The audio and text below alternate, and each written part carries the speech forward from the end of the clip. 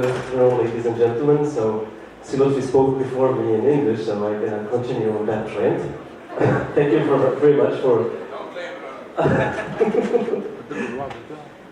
So I don't know, Fanny, if we can have the slides here.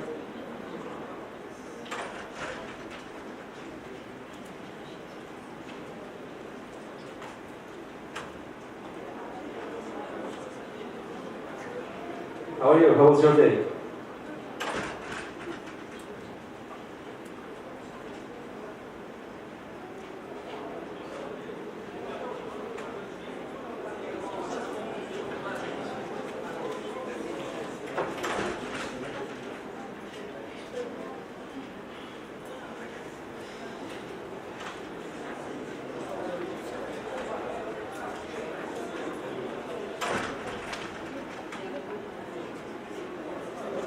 Anyway, let me introduce myself and the subject while they're actually preparing the PowerPoint. So I'm Noomen LAHIMER. I'm an economist initially. I do teach economics and I do teach entrepreneurship. And a couple of years ago, I mentioned a startup that's its name is Evey. It comes from e-survey. And it's about real-time votes and real-time surveys. And the topic I'm going to talk to you today, it's about digital democracy, the démocratie digitale. It's a really new concept. Basically, we try to review what has been done in technology, what's the problem with democracy, and what kind of solutions could the digital world provide to democracy. We try to see examples all over the world on how other startups, other countries are trying to transform their systems, their ways of taking decisions using technology. We will see also the limits of that, and we will see actually how can we solve these limits? How the world is changing toward much more technology and decision making. We can observe as well that technology does not work all the time. As you can see, the slides are listed here, and you need to find solutions when it's that time. But anyway, but let's start by something that I believe that you observe it and you notice it all the day today. Since this morning, everybody is speaking about digital, right? Digital is everywhere. It's present. And let me tell you that the world, our humanity, has never knew as much technology as it is today, as much people educated as they are today, as low level of poverty as it is today. We need to understand that we are living in a world that's completely transformed and it's very modern. When we speak about technology, we speak about Internet of Things. Right? I guess we've heard about Internet of Things and the way we can use it. Now we connect actually everything. We connect objects, we connect beehives, we connect cars, and the cars are self-driving. We have machine learning, and the machines actually understand how we do behave and predict our behavior. We have big data. We have robots actually that also can help us. And in the future, when we're going to be older, taking decisions and handle our day-to-day activities. All of this exists. And now if you look into our systems, into our political systems, and how are they managed, it's still very old. It's still very traditional. The system is not integrating technology. The democracy is not integrating technology. The election as they are done today, and we organize them in offices, and that takes time. It takes 2 hours doing the line in order to put the ballots on the, and vote. 2 hours, or that's at least. I remember all that we have been living during these last years. And then we elect a person for 5 years on the promises that has been done 1 month ago, and that will not be realized. This is not only in Tunisia; this is the case in all the world. Elections are very costly. And that's why we do them once each 4 or 5 years. And if you see now, here we go. So let me move very quickly on the slide that better with some technical problems. So you can see here, this is just an image of how elections still very old. But look at the picture of this guy that is divided. He looks disappointed actually. Why does he look disappointed? He's as much disappointed as all of us. Because we believe in politics, because we believe in the system, and because we try to change it, and because we believe in politicians. And then when we see things in actions, it's always different from our expectations. So we get disappointed. And then we get angry. And then we say, it's our fault. And then we say, okay, you know what? I will not think about it. It's not my problem. I don't care about it. I'll just take care of my family, my kids, and that's it. I don't need to follow the news. Well, that's for us. Maybe we're adult and we are able to think that. But if you look into youth, the guys that have been born with smartphones in hands, it's even more difficult. And if you look at the participation rates of youth all around, it's very small and it's decreasing. We are not very much different from other countries of the world, like France and the United States. As the rates are around 40%. And you know what? It's not because, you know, if you hear it, it's not because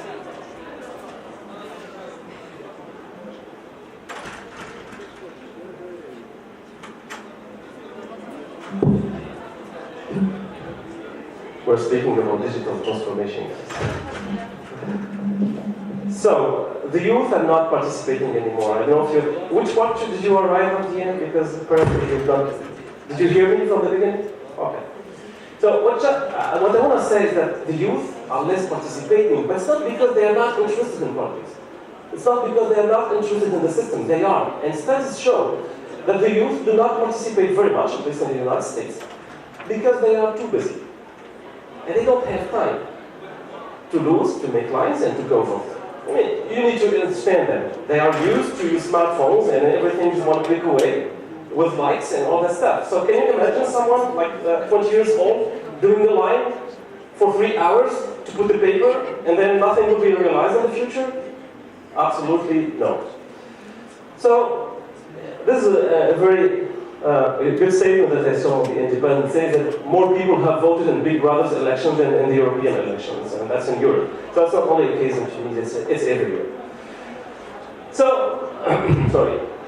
So when we speak about democracy, it's not a finishing system. It's not a ready-to-use system. It's a system that has to evolve all the time. And that's why digital democracy could happen.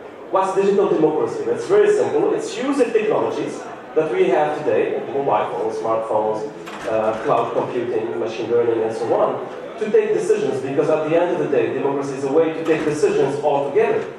So can we use technology to facilitate decision making? And instead of doing lines, we can decide very quickly. And not only on one president, but maybe on every law that goes on the parliament. And we can vote on it in real time, based on our interests and what's important for us. You may think this is utopia. You may think this is just theory or doesn't work. But let me give you a few examples. This is the case of an initiative in Australia, actually. But basically what they did, they created a website with an application, and then every citizen from Australia could vote on the law that is passing in the parliament through an identification and through a mobile phone. And this process goes through 4 steps. So basically, you get notification on the law that is passing today. I don't know, maybe increasing taxes on digital companies. I don't know why that could happen.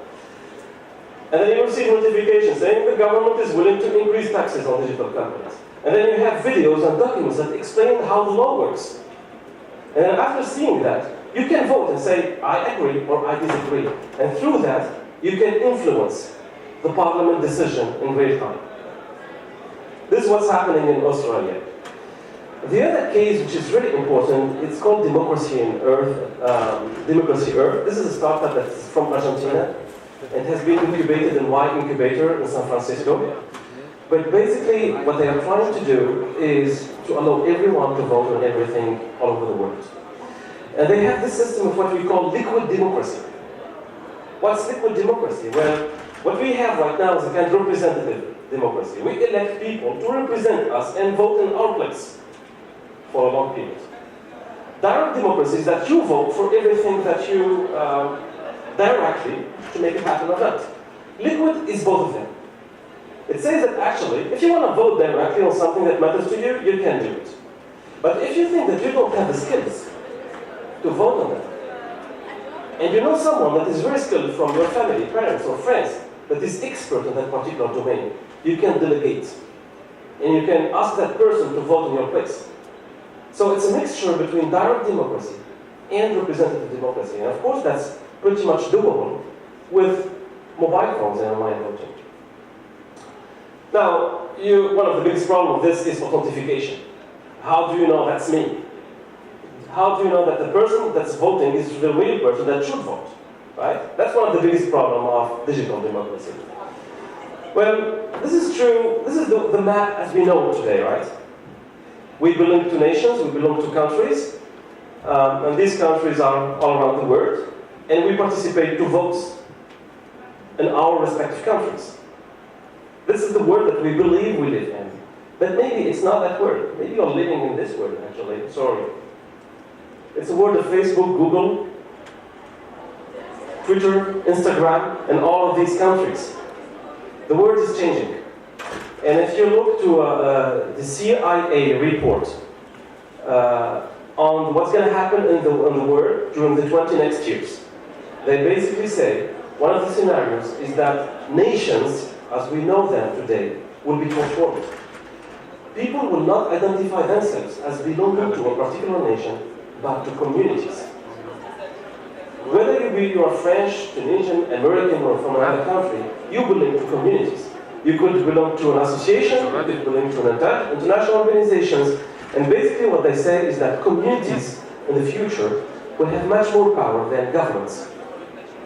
And digital democracy will facilitate this work of communities because you can vote remotely from any place in the world in taking decisions with these communities. That's how the trend is going. This is also a reality, it's not a fiction. And if you look into a country that is Estonia, small country in North Europe with only 1 million people, they move it completely to e-vote. They are using e-votes in their systems right now. I just need to inform you that Skype, that we all use, is originally from Estonia. But I want to add as well that they created what we call e-residency. You could be from Tunisia, e-resident of Estonia. You can create a company in Estonia online without being there. And you could have an ID card of e-residency in Estonia while being in Tunisia. The world is changing. And belonging to a nation is becoming very different.